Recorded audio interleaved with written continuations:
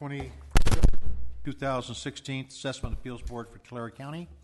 My name is George Azunian, and the additional panel members, Glenn Fowler is absent, and Lance Morris is going to be our second, and the first alternative is William McKinley. He's also gone, so Matt Graham will be the board. Myself, Matt Graham, and Lance Morris will be the panel members for the day. First item on the agenda is any comments from the panel, from the staff, and Mr. Assessor. Just one small one. Okay. Recently there have been some events at the assessor's office. A long-standing assistant assessor of 28 years decided to retire early, and his last day was last Friday. In lieu of that, the assessor has moved me to the assistant assessor's position, so today will be my last day with the board in this capacity of hearings. And I just want to thank the board and staff for all the work that they have put in. I think the taxpayer-friendly nature of this board really is a blessing to see and witness. And also, I hope you guys are understanding with the new person that takes over my role next month as they come in February. Well, I'd like to thank you for all the time you've spent with the Assessment Appeals Board, and you've been very diligent and a refreshing new face that we really appreciated and hate to see you go. So we wish you the best. Okay, the second item on the agenda, and maybe what we'll do is we'll go ahead and handle it next. Dan, John, and Rose Sertini. The board had a ruling on this item that was completed in closed session, and we're going to ask the assessor to read in what our findings were, if you wouldn't mind doing so. They're not the findings. We asked them to determine the value breakdown. Value, right. So, in effect, we declared values. If you'd like to read them back in, we'd appreciate it. For application number 2013-00413 for supplemental assessment 990-223-323, the land value was determined to be $81,932. The structural improvements were $12,123. The growing improvements were $41,462, and personal property is assessed at $7,160 for a net taxable value of $142,677. For application number 2013-00414 for supplemental assessment 990-223-324, the land value was changed to $5,015. Structural improvements to $23,522, with a net taxable value of $28,537. And for application number 2013-00421, this is for the regular 2012-2013 tax year. The land value was changed to $5,147. Structural improvements to $24,127. The total value with exemptions is $22,274. Okay, thank you very much. Regarding agenda item number 3, is there anybody here representing Acceptors, Inc. and Paraborn Do you need Redwood? a motion? I'm sorry. The clerk needs a motion to accept those. I'm sorry.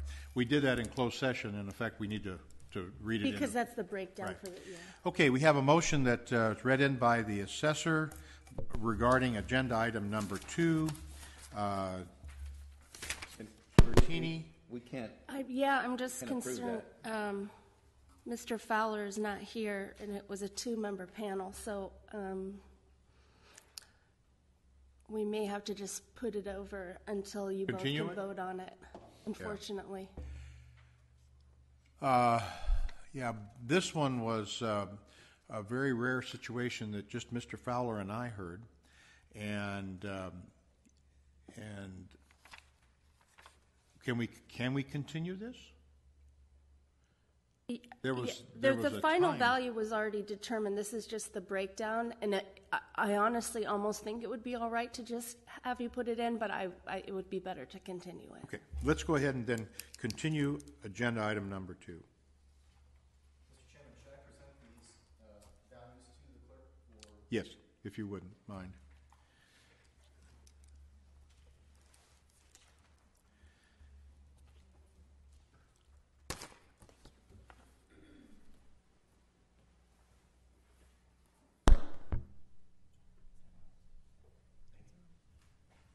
Okay, now we can go to agenda item number 3. You need a motion to continue it? Okay, she needs a motion to continue it, and because it's purely ministerial, I think this panel is fine to continue it. Okay, do I hear a motion to continue agenda item number 2?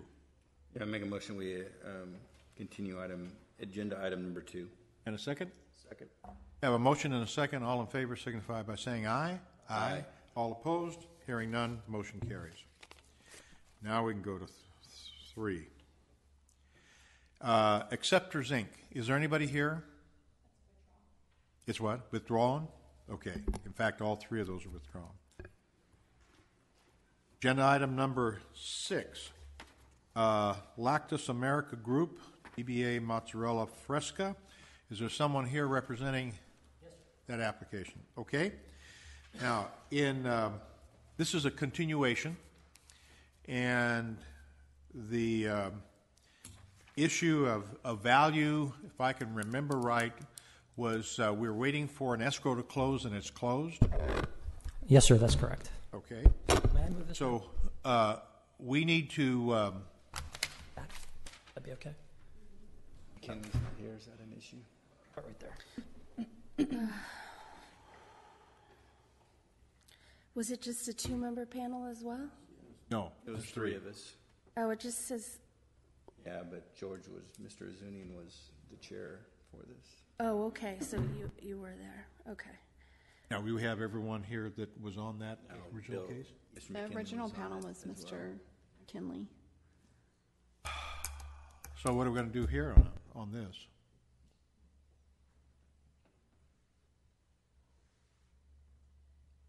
Well, I think if the parties don't mind proceeding today with just 2 of the 3, it's a majority, Yeah. But if there's an issue that is really needing to be Substantive, heard then- by the panel, then either Mr. McKinley would have to listen to the transcript yeah. before anything could be decided. or Is discussed. is that acceptable to you, representing the applicant? Is that acceptable? Yes, Mr. Chairman, it is. Okay, and the assessor? Okay. Yes. All right, so we'll have a continuation. At this point, we'll have the clerk swear them in. Do you solemnly swear and affirm that the testimony you are about to give in the matter now pending before the Assessment Appeals Board is the truth, the whole truth, and nothing but the truth? I do. Please state your name. Oh. Please state your name. Myra Padilla. Jason Morris, EY, Ernst Okay. Ernst & Young. Okay, and I'm going to go ahead and read them in. Okay, go ahead. Application number 2013-00420, APN number 230-110-014-000. Application number 2014-00159, APN number 230-110-014-000. Okay. Again, this is a continuation, and if so that I don't miss anything, if you would like to give us a capsule presentation of what this case is about and where we're going from here, I would appreciate it. Yes, sir, I would. Just to give the board a little bit of background, Lactalis is a cheese manufacturing plant in Tipton, California. The plant closed in 2013. Subsequent to that, the plant was on the market for about 2 years and finally sold in October of 2015 for $4 million. And that was personal property, fixtures, and the real estate, land and buildings. In the prior session, we testified to analyses for calculating economic obsolescence, specifically excess operating costs relating to a Tipton plant versus a new plant that was constructed by the same company. One of the methodologies that the ASA in their textbook for appraising machinery and equipment and the State Board of Equalization provide for is a analysis of excess operating costs to calculate obsolescence. So we did that calculation as part of our presentation. We also did the in-utility calculation, which I'm sure the board's dealt with many times. So those were the two factors for 2013 that we wanted to bring to the board's attention. But we also wanted to bring in the sale, which during the last hearing had not closed. We knew the sale price. We knew it was coming, but it had not closed at that point. So the assessor at the last hearing asked for operating income of the plant and the sale escrow and closing documents and agreements, and we've got that information now. Okay. I think that's sufficient, or should we go into the numbers? If you'd like, go ahead and finish your presentation. Okay. Should I just go ahead and pass out another? Yes.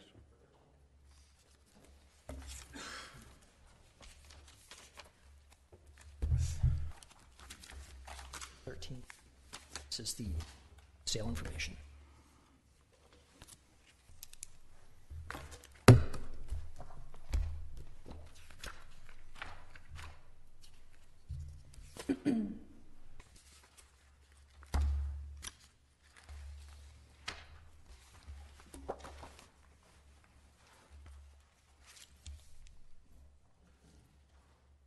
Does this have new information, or is it the same as the one that was passed out? The 13 has the same information. It should be pretty much the same. I think I added a little bit regarding the sale, but we're considering the sale secondary in this year. This is the second part that says supplemental data has the sale information and the operating income of the plant. Thank you. So I'll just go through the numbers very quickly. This would be on the 2013 opinion of value sheet. We go over to page 4. At the bottom, it talks about excess operating obsolescence. And I'll just read here.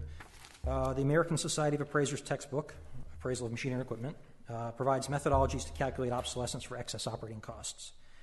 The California BOE seconded this approach by including the ASA's methodology in the letter to assessor number 2010-30, dated June 11, 2010.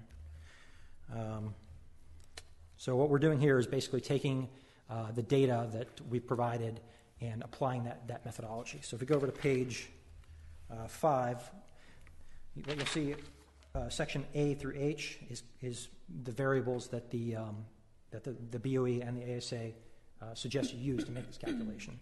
So what we have is A is operating expense per unit of production for the subject. So in the Tipton plant's case, it was making cheese at $3.03 per pound. Then you get the operating expense for the replacement property. This is the plant over in Nampa in Idaho. And they can produce it. It's a newer plant designed for lower cost to manufacture and significantly lower cost to manufacture. So it's able to produce at $2.24 per pound. So the difference is in C is 79 cents per pound. So in order to calculate excess operating costs, you apply that 79 cents to the amount of production the subject produced in the calendar year prior to the lien date.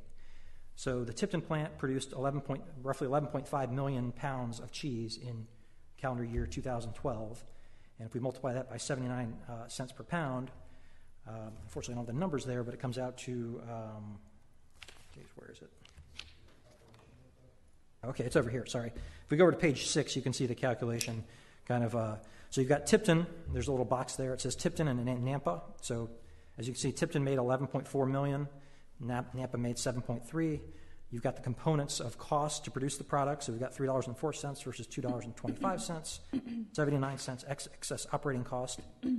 You multiply that number by the Tipton volume to come up with $9 million in excess operating cost. You then apply an income tax rate to that to reduce it because obviously an expense for a business is also deductible, so you get a little bit of tax benefit for excess operating costs. You've got to back that number out. So once you take out 25%, which is an effective income tax rate, it's awfully high for a corporation, but we were erring on the conservative side. You come up with excess operating costs of $7.7 million for the Tipton plant for 2013. So that's the excess operating cost component. Moving on to page 7, it's the in-utility calculation. You can see at the bottom, this is the production in Tipton. This adjustment was relatively small. It's a comparison of output versus capacity. So you get an 8% reduction there for in-utility. So if we move to page 9, what you see is the regular roll value for personal property and fixtures. We back out non-production personal property because you only apply this obsolescence to the manufacturing equipment and process fixtures. You wouldn't apply it to office furniture and fixtures. You wouldn't apply it to computer equipment. So we were just estimating that. That's actually on the high side. If you look at what's actually on the roll, I think it's significantly less than that. But again, we're being conservative. So you come up with $12.4 million of value that you could apply this obsolescence to. So 8% of the 12.5 is $985,000. If we go over to page 10, this is kind of a summary of, and this is right out of the ASA's manual on how to calculate it. So you've got a total current assessed value of $3.8 million. You take the functional obsolescence for excess operating costs of $6.7. You take the economic obsolescence for in-utility of $985,000. So we come up with total obsolescence on the property of $7.7 million.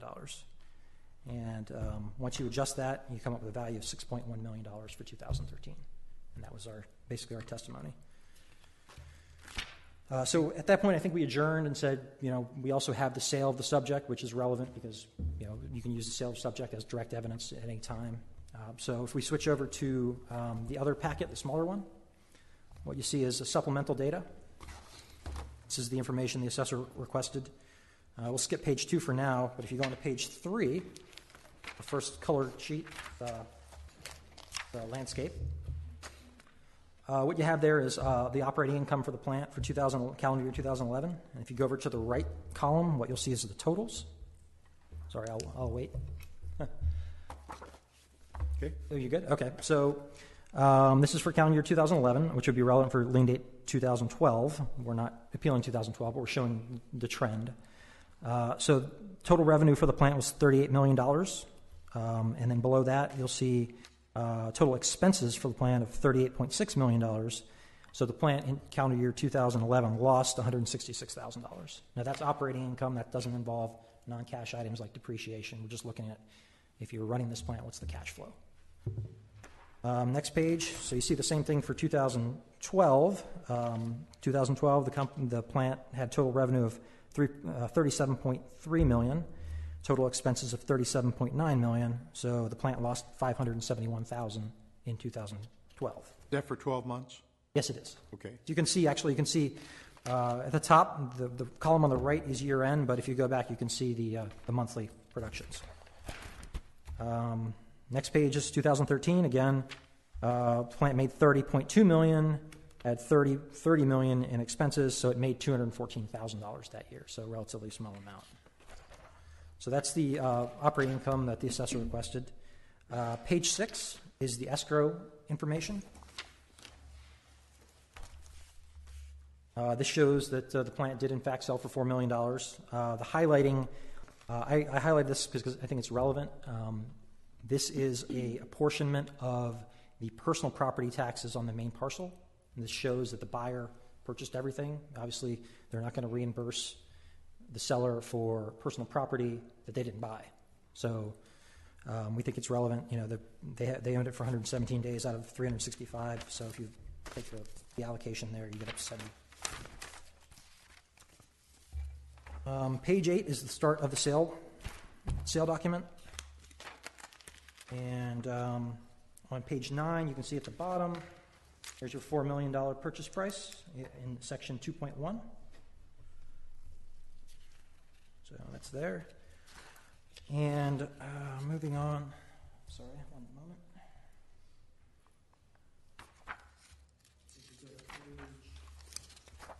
31, I apologize, I should have tabbed this for you guys so it wasn't so onerous. Page 31, Exhibit B.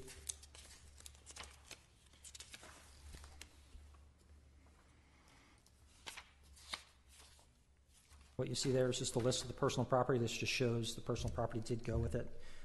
They kind of did a summary, but you know, the owner, as of the record lien date, you know, sold everything, but you know, they didn't itemize it down to the asset.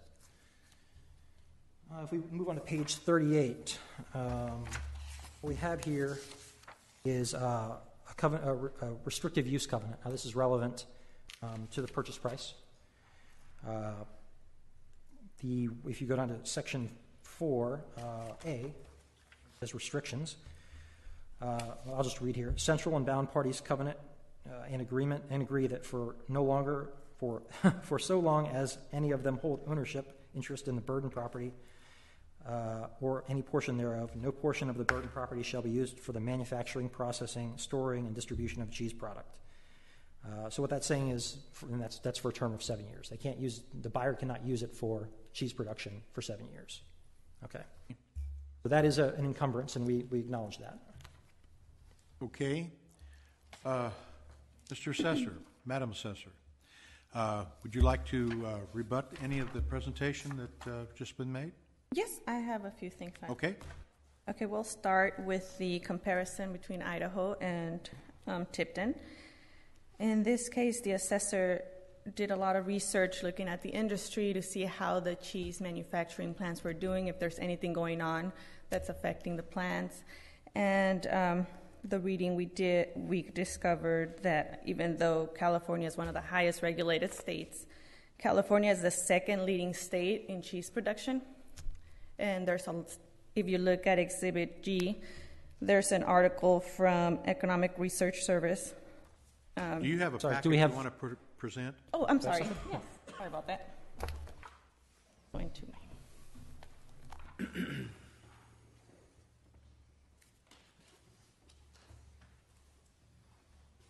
Thank you.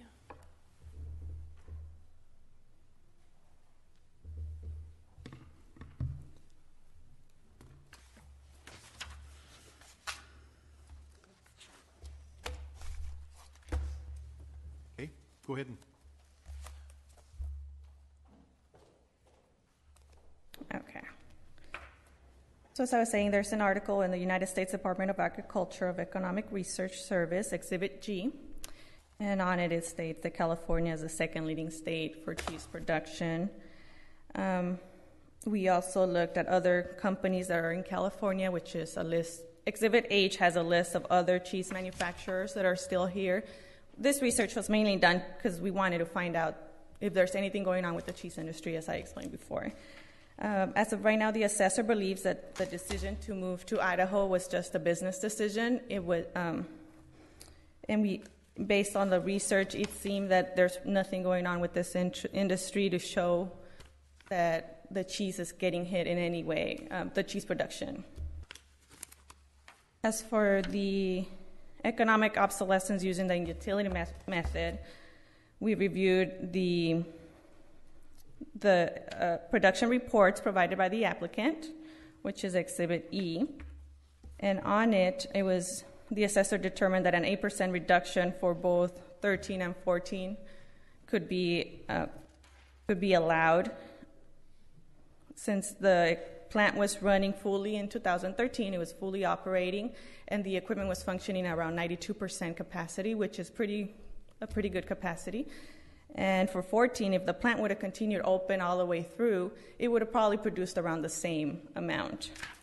But we're still allowing an 8% reduction for the old part of the equipment. Excuse me. And as for the sale, we did review the lease agreement. And if you look at Exhibit I, it shows the last depreciation schedule we had for this. It was an audit in 2011. And Exhibit J has the breakdown of what's sold. And the applicant states that everything sold with the location. However, if you look at the list they provided, it's mainly the fixture items. the items that cannot be removed. If you compare the two, the production equipment was not part of the sale. We also contacted the buyer. How did you determine that? I went through the audit and tried to find the different descriptions, trying to match them. Okay, And most of that was the fixture items. okay, go ahead. And we also contacted the buyer, and they stated that all they acquired were the fixtures of this property. And since there was that 7-year clause that they can't produce cheese, that there was no need for them to provide to buy any of the cheese manufacturing equipment. I would argue that is hearsay. I mean, Well, no, let her go ahead and finish. Yeah, I and then know. We'll have you. Right, and I understand that too, but we set the buyer up. They wanted to know what they were going to be assessed, so that's how that came to be. So basically what we want to come down to is the facts. We have to have a reason why we're giving a reduction. The facts have to back that up. And as of right now, the assessor could only allow the 8% economic obsolescence using the utility method, which would reduce the values for 2013 to 12 for machinery and fixtures only to 12,860,382, and for lien date 2014, 13,583,786, which includes a 10% penalty because they did not file a property statement for 14. So that's our conclusion. Okay. Then would you like to rebut any of the yes, I issues would. that the assessor brought up? We're kind of a hearsay, he said, she said type thing here, but the buyers told me that everything went.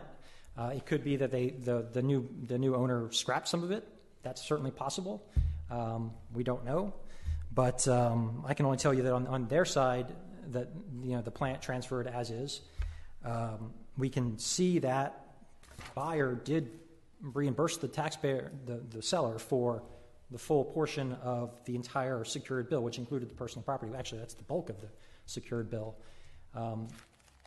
Any buyer, if they were to say, "Hey, we're only going to take 25% of this stuff," they're going to say, "Well, we're going to adjust escrow, not reimburse you for that portion of the the equipment because we don't want it." I mean, Do you have the final escrow? This is not the final. This is an estimate provided a few days before the actual close, as well as the documents aren't signed. It's kind of a... it's what they had. I mean, it is the final from what I've... It's an estimate provided before the final It is, close. yeah. I mean, we do have the sale portion. I mean, I've seen escrows before where you have an estimate and then the final is different. So that's my you concern. mean the purchase price? Well, just the numbers, Okay. Did they really reimburse the full half of the prorated property tax and so forth? Okay. Well, I guess I can't speak to that. My understanding is that's how it went through. So, I mean, that's all I have there.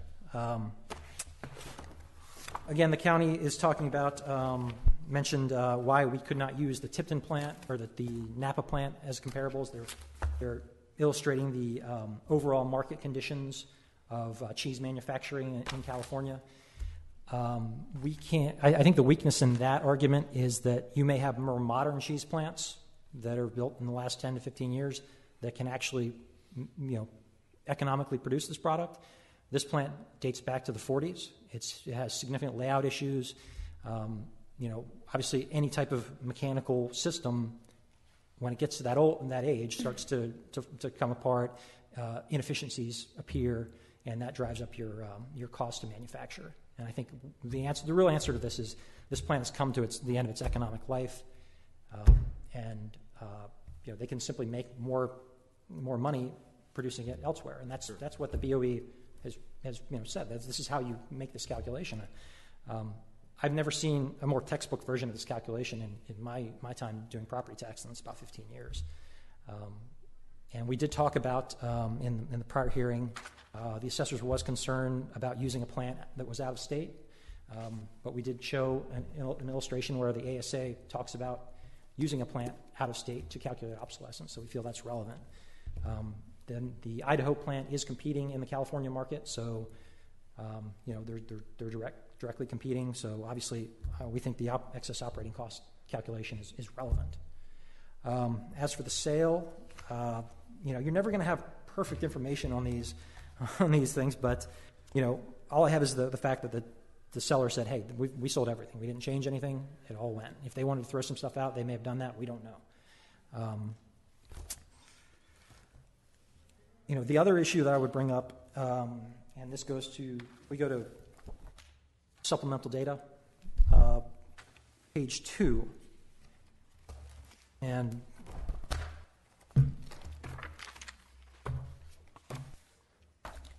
what we have here is a summary of the operating income of the plant for the past 3 years. It's just at the top. You see calendar year 2011, calendar year 2012, calendar year 2013. So if you were to own this plant and operate it for those 3 years, you would have lost $500,000. If you're a potential buyer of this plant as of January 1, 2013, you would look at that performance. And just like you would look at, a piece of real estate, you'd say, okay, the plant, even if you look at 2013, the plant made $214,000. Does that support a value of $18 million? I mean, would any potential buyer pay for that type of income stream? You're going to pay significantly less, and that's what's happening here. They're paying $4 million. Mr. Morris, though, you're assuming that's the state doesn't allow for issues where prudent management may potentially be a problem. So maybe the plant's declining income is due to the mismanagement of it. And so you're having to make an extraordinary assumption to make that jump, and I would challenge you on that. Additionally, I want to point out 2 things to you. First and foremost, the preliminary change in ownership report that the seller fills out and submits to the assessor's office was marked to not include business and personal property. So your clients mark that as well. To point out a logical argument that you made to the board that I think maybe needs to be reiterated. Why would the buyer, if they can't produce cheese, buy cheese equipment in a plant? So just maybe stop there before you go too far down that path.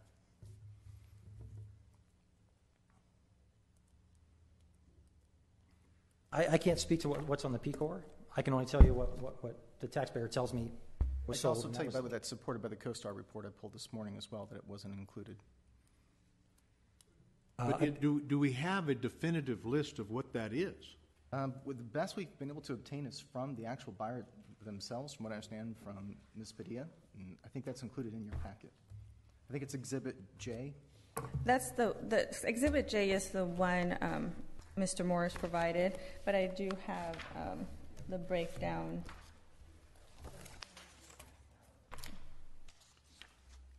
J is not here. Yeah, It's not J. it's in this packet. It is, it's in the assessor packet. Oh, okay. Have the one that With the value? It's right there. It's right there. No, it's this one. No, George, it's that one. Yeah. Oh, you took it apart. I took it apart. Yeah. Yeah. I just didn't look at the rest of the packet. There it is.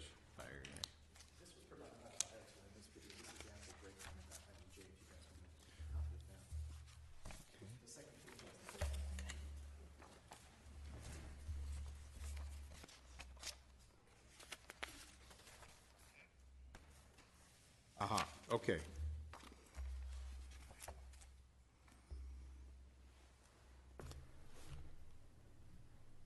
So, if I'm understanding this, and here again, first of all, because I haven't had Mr. Graham chime in. Do you have any questions?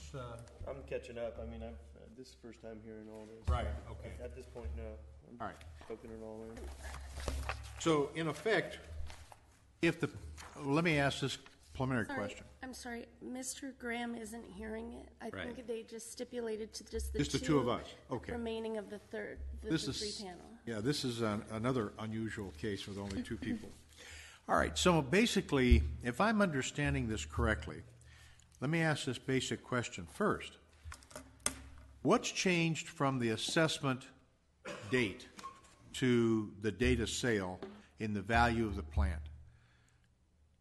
The last time the applicant filed was in 2013, and they reported all the equipment. For 14, they haven't filed. No, I'm saying from 2013 to the sale date of the plant that we know sold for $4 million. What is the change of the value between the assessment and that date? Nothing at this point. Nothing. That's what I wanted. That's what I wanted to Nothing. nail down. So in other words, we have a pretty good idea of what the physical real estate sold for. Absolutely. Okay, all right. Then the value of this list. Do you have a value of this list? A breakdown was not provided by the applicant. The seller provided what they consider the value should be. Right. That's this right here. Yeah. Okay. Which he states, the buyer states that he thought all the equipment was transferred 3 years Transferred with ago it, but in effect, to the Idaho plan, is what he says in this paragraph right here. transferred to the Idaho plant. That's what it says right there, that first paragraph. But it still had some value on the date of the application, But it's not part of the sale. but it's not part of the sale. So the question is this. This is a list of it. Oh, wait a minute, we do have some values here. That's provided by the buyer, not by the seller. By the buyer. Now, did you see, you've seen this? Yes. Do you agree or disagree with these values? I have to go through and look at the difference between what we had assessed in the audit and compare them to that. I put a few little time on it, but since the seller was not giving that information, I wasn't able to really see if that's the actual breakdown, because that's only decided by the buyer. Now, maybe the applicant can give us an idea. What's the age of this equipment? I believe it goes back to the 80s. I mean, it varies. Obviously, they're going to rebuild some stuff. Yeah. But like Thales acquired this property in 2007, and everything got moved up to that date. Right. I think, Mr. Chairman, to clarify too, the assessor's position is that that is a good indication for those particular pieces of equipment which only comprise a portion of the business property assessment. So, yes, those are applicable for that, but not all of the assessment. But on the other side of the coin, and I'm just throwing this out there, when you try to determine the value of that equipment, you've got to take into consideration this dismantling and shipping as a cost, and then try to determine what the value was as delivered versus at the time. So if it's in place. Our command is a little bit different under the law, though. We have to consider it as of lien date. And so That's what I'm getting at. As of the lien date. Right. So if the taxpayer would provide us with the shipping receipts or disposal receipts if they had scrapped the equipment, then we can go ahead and cease assessing that here in this state as of that lien date. Right. But if it's here January 1, then it has to be assessed to the individual unless they can prove otherwise. And they have not. The argument has been, well, the equipment was there, but it wasn't worth anything, and all of a sudden, Right. It's sold. That's been the main issue, that the equipment was sold along with it. Okay, if the equipment wasn't sold, what's the value of the equipment? Equipment was in place, and in effect, operating that equipment on an economic basis showed a loss. Well, but going back to the prudent management issue, I mean, they There could can't be definitively say it's because I of understand. equipment. It could be contract prices for milk. It could be staffing of the plant. It could be a number of things that lead to that. And there was production all the way through November 2013 as well. So the plant, if it closed sometime late November or early December. And we're looking at January 1st, 2014.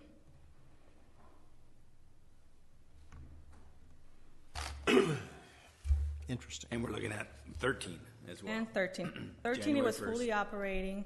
They acquired equipment in 2012. If you look at the property statement Exhibit B, you could see that they acquired new equipment in 12 for $847,000. In 2011, $330,000. So they had been purchasing new equipment up to the point where it was decided to move to Idaho. Right. Okay, at this point, let's have each the applicant and the assessor summarize your case. I'd like to rebut a little bit of that. Oh, yeah, go right ahead. The assessor mentioned management problems and things like that. In a manufacturing plant, you don't see that as much as you might in other properties. If you look at the income statement that we provided, this is what they made. This is what it cost to make, and you're just barely making a profit. I mean, there's going to be a component of obsolescence built in this. In fact, the assessor has acknowledged some of it. But a mature manufacturing plant is going to be running at its best potential.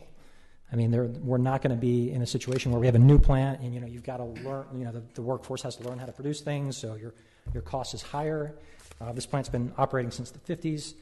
I would think that you wouldn't see the kind of mismanagement that the assessor is discussing. I mean, this really comes down to the cost to produce. And the excess operating cost argument that we're making is specific to unit cost. It doesn't account for any of that because it's just looking at, okay, can this plant can this plant run competitively? And what we're seeing is it's an older plant, costs more per unit to produce. A newer plant producing it for a lot less.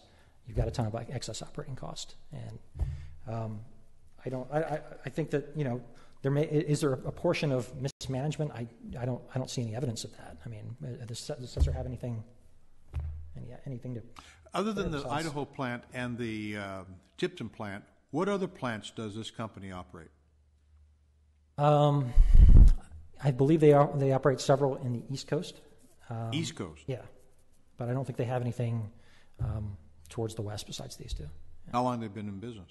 Lactalis, it's a Swedish company, I think. They've been around for decades. So they have the institutional knowledge to run a plant like this as efficiently as one might expect, a major player in the cheese industry. Is this your summary? No, I was just refuting the statement that there was Okay. serious management problems that are causing this problem. Right. I don't think that's the case. I'd also go to Exhibit B in the supplemental data. We've seen this before. This is a list of what's sold. It does say list of personal property at the top. There are some personal property components here. Fresh water system. Racking is a fixture, but it's movable. Pasteurizing alpha lava, I assume that's some kind of machine. I guess I would stress here that the assessor hasn't brought this issue to me, so I can't really refute their statement.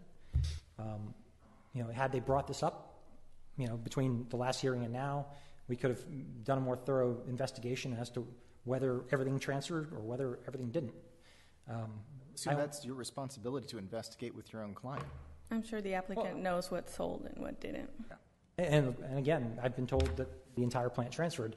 I was told that they may have trashed some stuff. We don't know, but from Lactalis' point of view, they let everything go. Okay. Any specific comments you want to make other than a conclusion? No, we just have to remember we have to justify a deduction. The assessor has to have evidence to reduce the value of the equipment.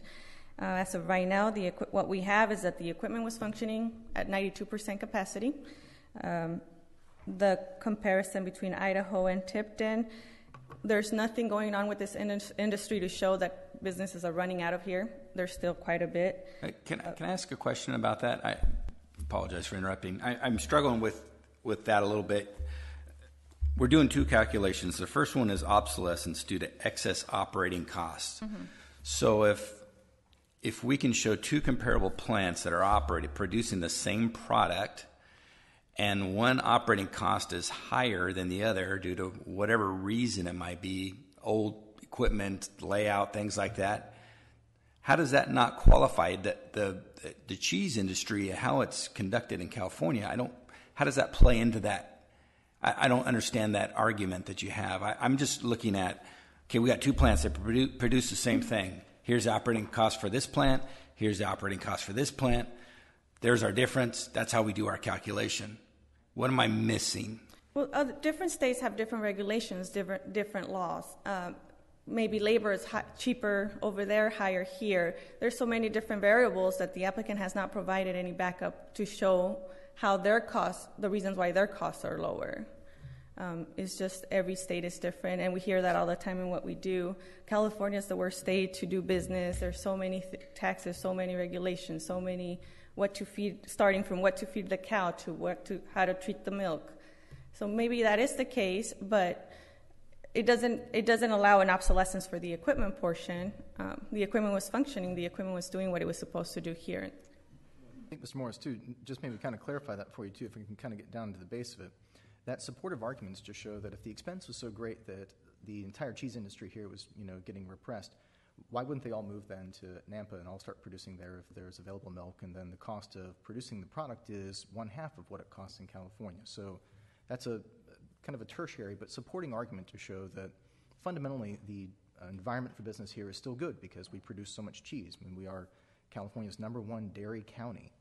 So when it comes down to it, then trying to then bolster that argument about the operating cost, because there's been no determination that you have 2 individual examples of what it costs to produce in 2 individual plants, but because there's been no explanation about the management issues potentially associated with the contracts in place for the milk product, all of that could then influence the operating cost one way or another to show maybe a desperate view of what's going on there, and trying to isolate that to provide a reduction is a little far-fetched without more supportive evidence. So we have to kind of go off of what was going on. And Ms. Padilla's argument, I think, is reasonably good when it comes down to the plant was producing at 92%. That shows at least the machinery is up and functioning at the point in time. Now, whether it was costing them money or not due to some management issue, I can't speak to, but until that's addressed and something that's definitive and not just speculation on Mr. Morris's part, we can't deal with that. Can I jump in there? And I'm sorry, and also we don't know what kind of equipment they have over there. Is it newer? Are we talking about the same? Is it a fair comparison? They're producing the same product. I mean, there's a litany of things there. Okay. I'd like to jump in there if I could. Yes, go right ahead. Ms. Padilla mentioned that Idaho may have cheaper labor costs. They may have cheaper utility costs, or maybe government regulations that are more favorable to that plant than California. I'd like to read out of the ASA's Manual on Economic Obsolescence, and this is the definition. Actually, this is the causes of external obsolescence. The causes of economic obsolescence may include reduced demand for the product, increased competition, which I would believe that the Nampa plant would be, change in raw material supplies, an increase in cost of raw materials, labor, or utilities. So she's naming obsolescence issues by saying, hey, they may have they may have lower labor rates, they may have lower utility costs, they may have more government incentives. Well, all that factors into the more competitive nature of Nampa. And that's why the plant closed and was moved over there. You may or may not have the answer to this question, but in effect, of all of the other plants that they own, do you know of any of them that were closed because of this same factor? And you may not have that information. Yeah, I'm sorry, I apologize, Mr. Chairman. I don't have that answer. I can just tell you that the decision was made. We can make it for a lot less in Idaho. That's where it's going. Okay. So the statements that Ms. Padilla made, those are forms of obsolescence. I mean, they have to be considered. And as for the assessor's contention of mismanagement, the AR stated that we need some more concrete information. I'm not sure what that would even look like. I mean, that's not a piece of information I've ever seen. All we can look at is we've provided the cost-benefit analysis for both plants. This is why it closed. I mean, that's obsolescence. If Tipton was producing at less cost than Nampa, then they wouldn't have moved. And that's okay. All right. I think what we need to do is just do a summary of the case from each of you, starting with the applicant. Okay. Is this 13 and 14, or are we just dealing 13? Oh, no. Well, I should have made that clear. This is 13 and 14, and then you have an additional agenda regarding timely that's going to be heard after this. Sir. That's a different case. Yeah. Okay. We're talking about 13 Okay, so we and 14. can just talk 13 and 14 together. Yes. Okay. That's correct. I have another 14, but the issues are kind of the same, so.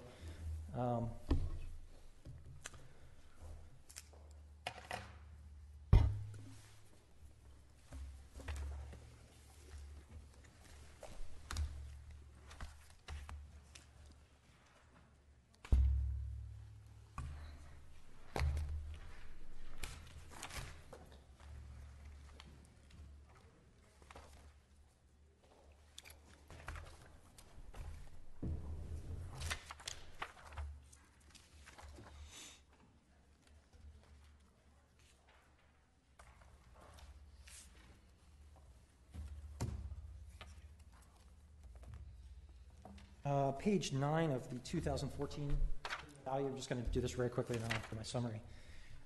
We felt that the sale price is more relevant in 14 as the property was for sale as of January 2014. A potential buyer would look at the operating income of the property. You can see the total. We've kind of already gone over these numbers. That box shows what the property made in each year. The assessor said, hey, you've got this restrictive use covenant that you've included in your sale price, and because of that, we can't really use the sale price. There's some issues there. So we wanted to show the board that we've adjusted the sale price for that. But we're actually saying we can't use it because the equipment may not have been there. Right. Well, That's a different argument. Okay, but you've also made that statement, so I want to. Just reminding you. Okay. So in order to adjust the sale price for the restrictive use covenant, what we did was we looked at the income from the plant. We kind of did what would equate to a rent loss on real properties. We said, okay, the property, the new owner cannot use the property for 7 years to produce cheese. If we look at how the plant's produced in the prior years, we lost money in 2011, we lost money in 2012, we made money in 2013. So what we're going to do is do a rent loss for 7 years based on the 2013 number, which is a positive number. So we've adjusted the sale price to $5 million to adjust for the fact that the buyer cannot produce cheese at the location. So what we're saying is, okay, they've lost potentially $214,000 a year going forward because of that restricted use covenant. So we did a net present value of that to come up with $1 million. So for the October 15th sale price of $4 million, we'd add $1 million onto that for the restricted use covenant to allow for that loss in production or loss in net use. So I just want to put that out there. Okay, so I'll just summarize. I think the crux of this case is obviously the excess operating costs. The BOE and the ASA have both, provided this evidence to show how to calculate this obsolescence, and it seems to me this is almost textbook. I can't find another. I've never had an example of where I have the data, everything jives correctly, and the numbers come out right. I don't see a problem using Nampa because it produces the same product. It is competing in the same market. That would affect the subject property. So a potential buyer, they would look at the cost of manufacture and say, well, that's pretty high. So that's really it. I mean, we think excess operating cost and the inutility calculation get you to a number that's more in line with what the property sold for, and we conclude there. Okay. And Madam Assessor. Well, just in summary, the excess operating costs, like we said, we don't know what we're comparing. Is the equipment similar? Are they producing basically what Falkendorfer said? Also, regarding the cell, we were waiting for the cell, wanting to use that for valuation. However, the equipment was not part of it, so we're not able to use that for valuation. The only thing we could justify is that 8% reduction for the economic obsolescence using the inutility method for both years, because if it would have been open and running all the way through without the decision to close, the equipment would have functioned at its 92% capacity as it was, or close to that. That's all pretty much what we could determine, and that's what we would be allowing. Okay. Any further questions, Mr. Morris? Yeah, I'm still kind of struggling, I apologize, with the county's argument of why we can't use the excess operating cost obsolescence issue. I guess back to the definition of what that is. Does it not include differences in labor costs and material costs and things like that, according to the rules? What does that actually state of how you calculate that? I know that's in here somewhere, but could I just speak to kind of frame the legal issues for the board as the assessor's position, if that's okay? I believe what is raised here is there's the two different obsolescence issues. There's the excess operating costs and utility. Right. Excess operating costs looks to internal factors within the plant. It's Morris? Yes, there is. Yes. Okay. Sorry. Both Morrises. Yeah, no relation. So Mr. Morris has raised, he has this calculation. So what the assessor is saying is that, yes, we see this calculation, but we don't have the context and evidence to support why they're using that calculation. I understand he found in that textbook that that's an example used, but we have nothing to definitively show what exactly was causing the excess operating costs.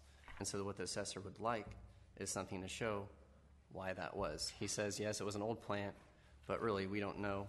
It's all speculation whether the old plant was causing it, or I know Mr. Klippendorfer said there's management issues. We're not saying there was. We're saying we don't know if that was what was causing it. So I think he gives this calculation, but we have nothing to definitively show that's what was actually causing the obsolescence. And then when you look to the inutility, you're looking to external factors. I think the assessor has shown that there is nothing to show that there was problems with the industry. I don't think the applicant has really shown that there was external factors that were actually affecting that plant. It's kind of, the report I see is kind of silent to external factors, and I think the assessor has done a good job looking at the external factors and showing that there wasn't anything. So I don't know if that's helpful for you, if you still have questions about that. But you're agreeing with their calculation on the second, basically. On the using the inutility. Inutility, right. So you both kind of agree with that step, right?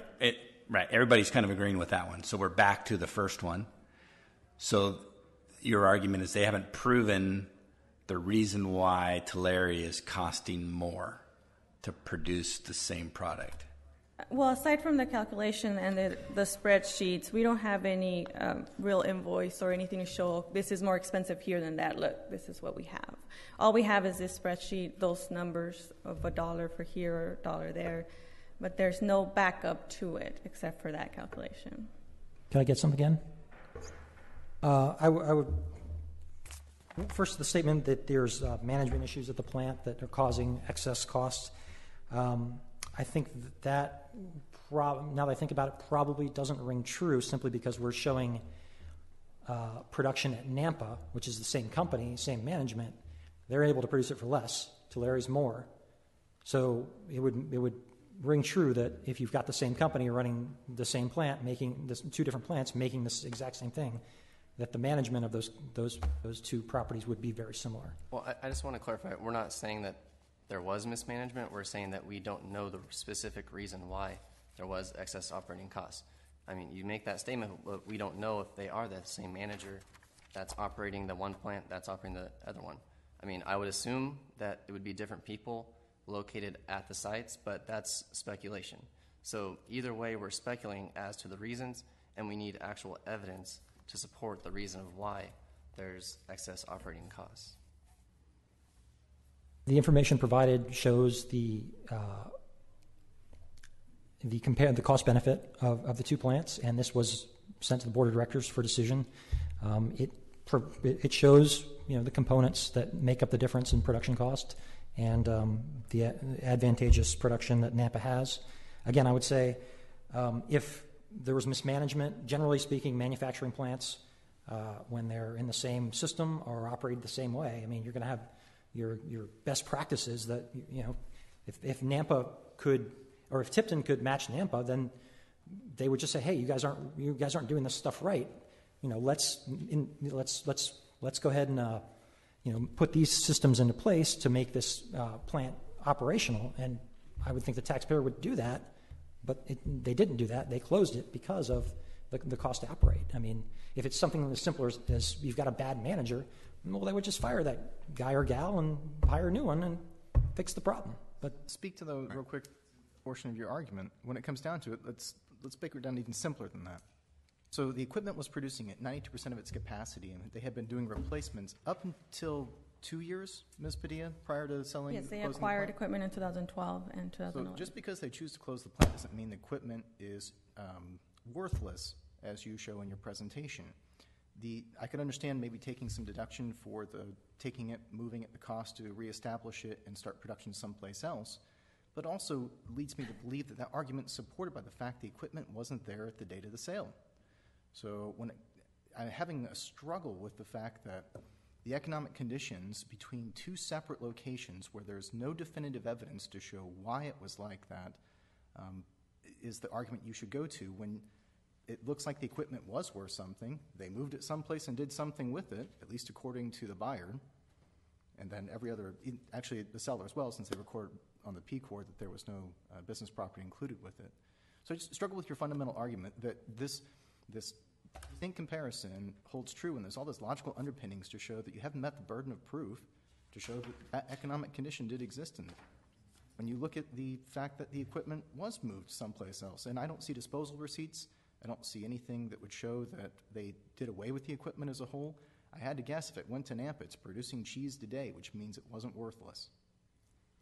I think there's two issues there that you've kind of intertwined there that don't. You need to clarify for you? Well, no, I think I'll go ahead and. You said that, well, the equipment sold, so it might not be there. That is irrelevant to the excess operating cost analysis. Whether it's there or not, this is what it produced. I mean, what you're doing there is refuting the sale price, which, again, we could have worked. No, for the real property, I think that's a great indicator. But for the portion of the business property that you're claiming, like all of it, it's not. The portion that's indicated that he paid for, absolutely a great indicator. Right. But what you just said, well, it transferred, so it wasn't part of the sale. We don't know what happened with it. It's all speculation. Right, but what I'm saying is whether there's nothing there, whether there's something there, the excess operating cost analysis still applies. It's irrelevant whether it's relevant in the fact that I tend to think that's left for a plant that's in production so that you can then compare. I mean, we're talking a plant that was taken out of production so that they can move the equipment someplace else and produce more cheese.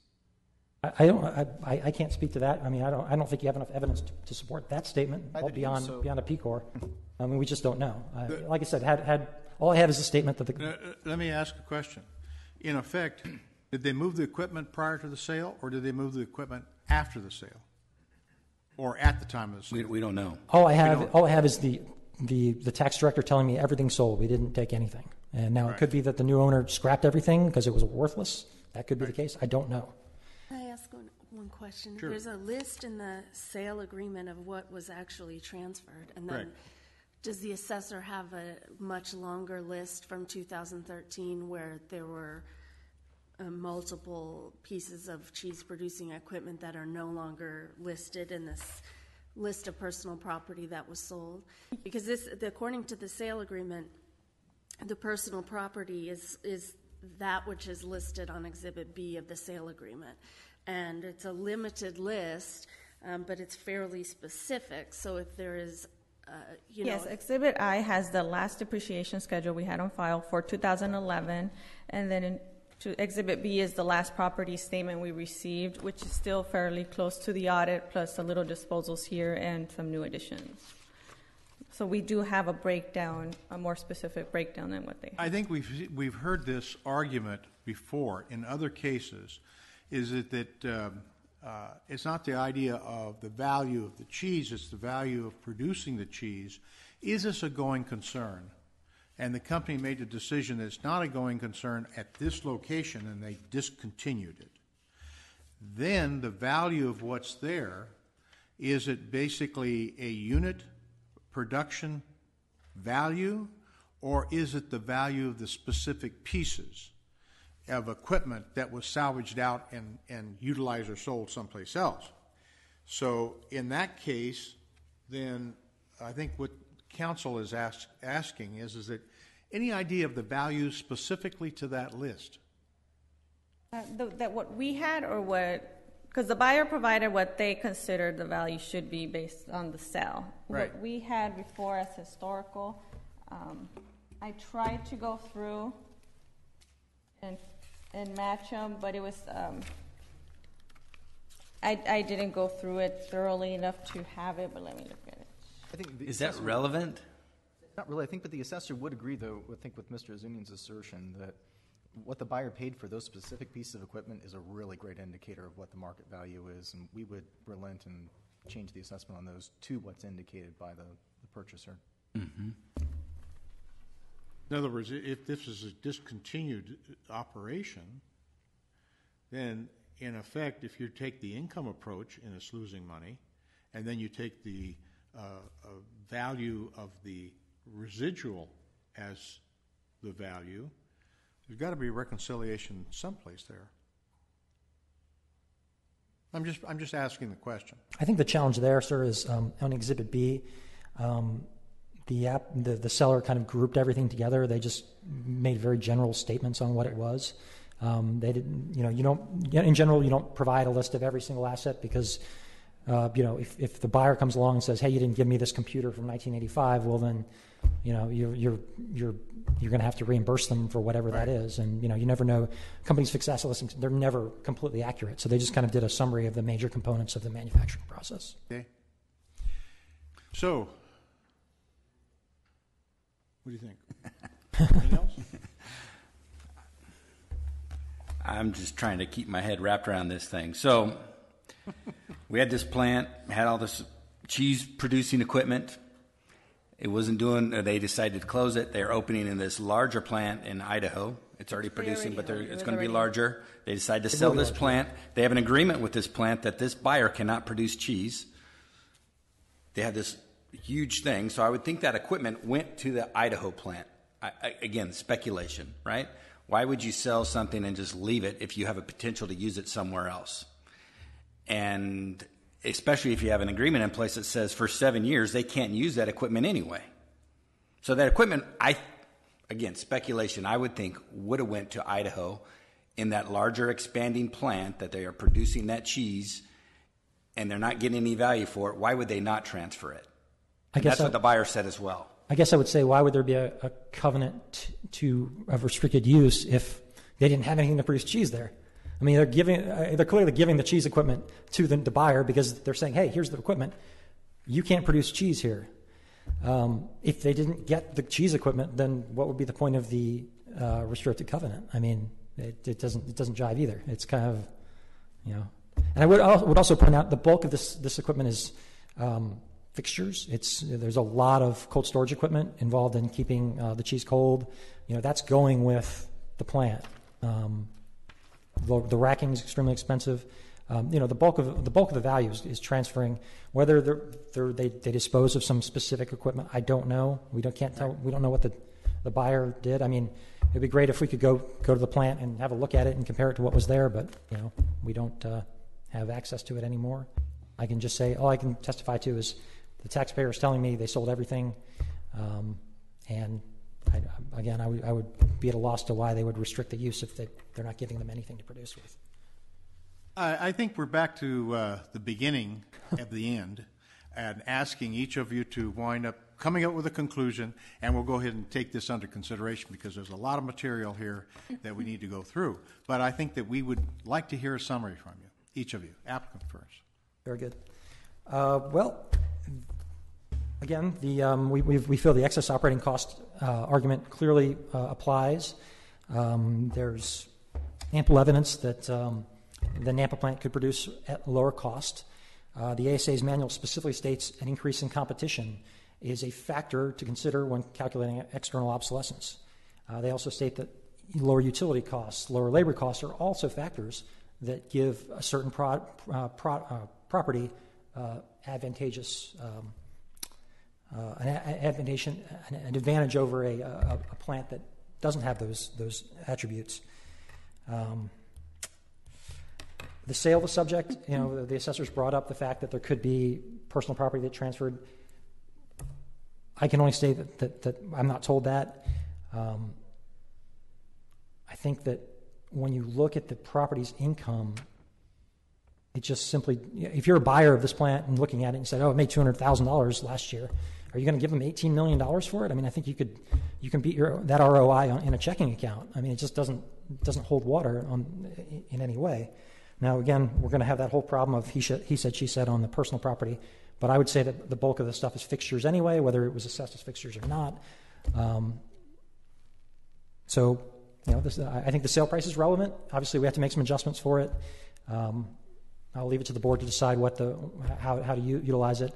But I do believe inutility and excess operating costs are clearly relevant here because that was why you have a closed plant as opposed to a plant that's still in operation. I mean, it's just at the end of its useful life, costing more to produce than a newer plant, and that's what the BOE specifically states. This is how you make that calculation. Madam Assessor. Okay. like we talked before, the sale, there's no way to prove what went, when it went, what happened to the equipment. Exhibit I shows the depreciation schedule breakdown. On my presentation, Exhibit J shows theirs. There's quite a bit missing from it. As much as the descriptions are vague, a lot of this equipment you could track by just the description of it. The P-Core also states no personal property, no personal property or fixtures were included. As for the excess operating cost, there's no evidence besides this worksheet or this spreadsheet the applicant provided. We don't have receipts to compare. We don't have any information about who's their competitors or what they're talking about. We have to be able to justify, and right now all we could justify is the 8% reduction for using the utility formula. Okay.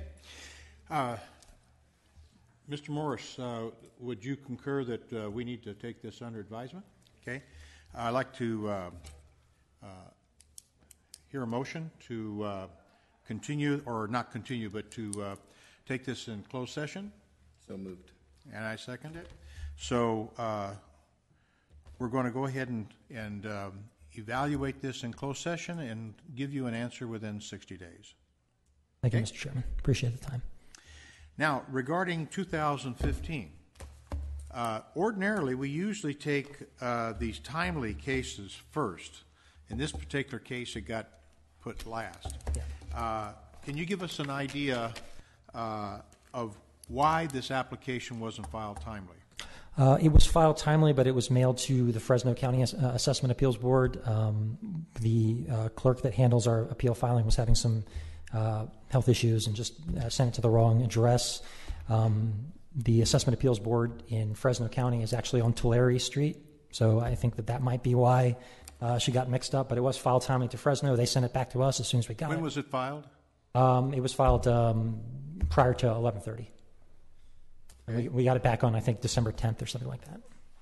Is this something we can consider? Unfortunately, I don't think the board has any authority to waive that timeliness, especially in this kind of situation. I'm aware of one case where a similar type of situation happened, costing the taxpayer quite a bit of money, and unfortunately there was nothing to be done about it, even though it was a mistake, and sympathies are with the taxpayer. We don't have the authority to overturn. I don't believe so. No. Okay. Well, if that's the case, then I'll enter into a motion to not consider this a timely matter, and on this particular case, all three of us can move on that, correct? Correct. And it's a new presentation. Okay. Do I hear a motion to deny item number 7 for timely filing? So we can't even consider it because it's not in our jurisdiction.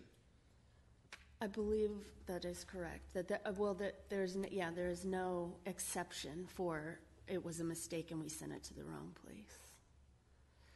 If you want to continue it, I can do more research, or perhaps if the assessor has anything to present, or if the applicant has I've any. only ever seen cases where it's something like a clerical error on our part, where we've done something like record a wrong address and ship out, a supplemental assessment or an application to an incorrect address. I've never heard the board rule in favor of a taxpayer who just mailed it to the wrong place. Technically, the 15 roll is still open. The assessor could just initiate an audit of 2014 or 2015 if they chose to. That'd be happening. Yeah, you understand it's clearly there's a mistake made. Yes, sir. If I could rule on that, I'd love to, but it doesn't sound like we can even consider it. Right? Yeah, Can we understand make sure, that I it guess? seems very unfair, and I don't think even the taxpayers' council, or representative, can even really cite to anything that would give the board the authority other than, please, this seems so patently unfair. We've had some weird ones. The trash truck rolled over the mailbox, and that's why I didn't get the response. I mean, that's pretty unusual. But this is pretty much cut and clear. Yeah. So, do I hear a motion to Or do we deny want to, this? we want to make sure, I don't know, that, do you need to do a little more research to make sure? I feel pretty certain, but I'd be happy to dot all the Okay, i's you and want to cross make a all the motion to t's. continue? Just to give them the opportunity. It seems kind of a thing that if there's something that we could help the taxpayer out with, something like this, I would see why wouldn't we? I understand. Okay. So we have a motion and a second to continue. All in favor signify by saying aye. And we're going to continue this to when? Just next month would be Next fine month, for right, me. which will be the February meeting. Okay? Hear a motion to accept the continuance until the February meeting. All in favor signify by saying aye. Aye. All opposed? Hearing none, motion carries. Okay, so we're going to continue that one. Thank you, board members. Mr. Azunian, Yes. who was the first and second? Oh, Mr. Morris was first, and Mr. Graham was second. Okay, so now we have, in effect, agenda item number 8, 9, 10.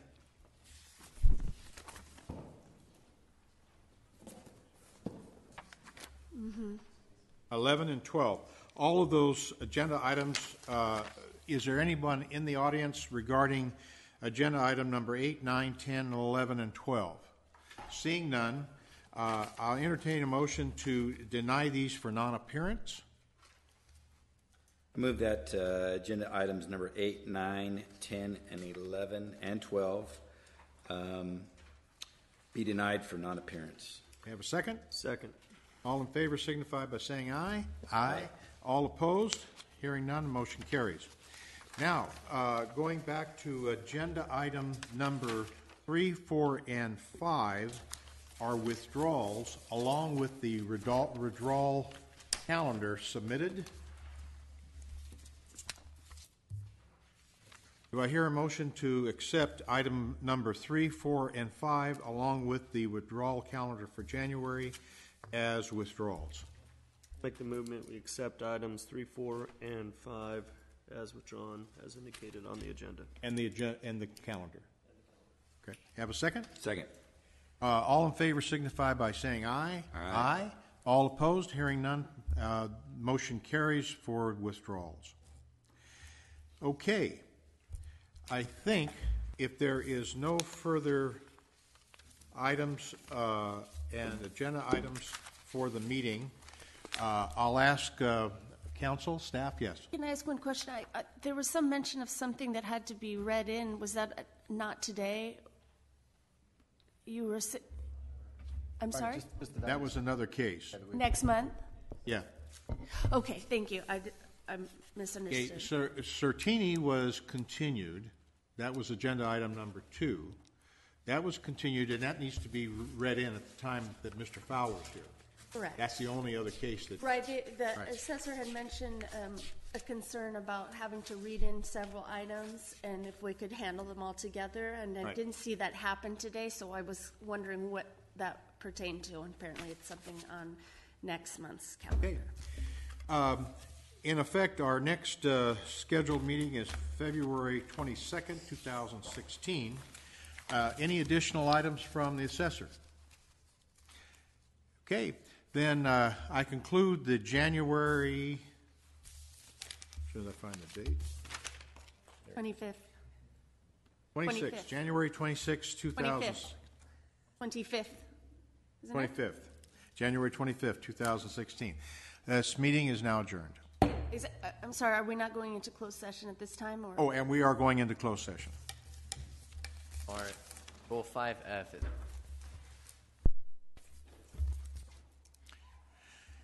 Okay, the Assessment Appeals Board is now back in session after closed session on January 25th, 2016.